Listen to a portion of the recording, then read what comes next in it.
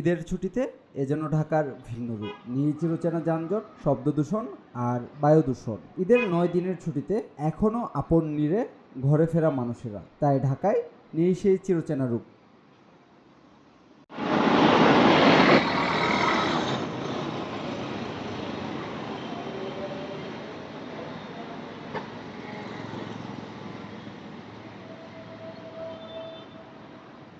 ঈদের এই লম্বা বিরতিতে ফাঁকা ঢাকায় চলছে হাতে গোনা কিছু যানবাহন, বেড়েছে গাড়ির গতি। যেসব সড়কে গন্তব্যে পৌঁছাতে ঘন্টার পর ঘন্টা সময় লেগে যেত, এখন যেন সেখানে মুহূর্তেই পৌঁছে যাওয়া যাচ্ছে। এমন ঢাকা পেয়ে এখন অনেকটাই স্বস্তিতে নগরবাসী। বর্তমান অবস্থা রাস্তায় যাত্রী একবারে নাই বললেই সারে পাই না, সারাদিন শুধু দৌড়ে যাত্রী আর পাই না। রাস্তাঘাট একবারে ক্লিয়ার, কোথাও কোনো যানজট নাই, একবারে ফাঁকা। হয়তো আগামী দিন থেকে বৃহস্পতি শুক্রবারের মধ্যে আসবে।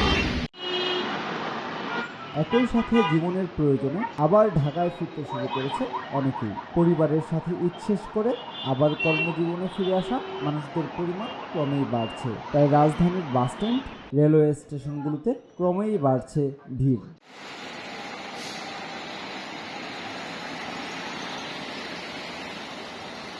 খন্দকার মাসুদুল ইসলাম, বাংলা ফ্লো, ঢাকা।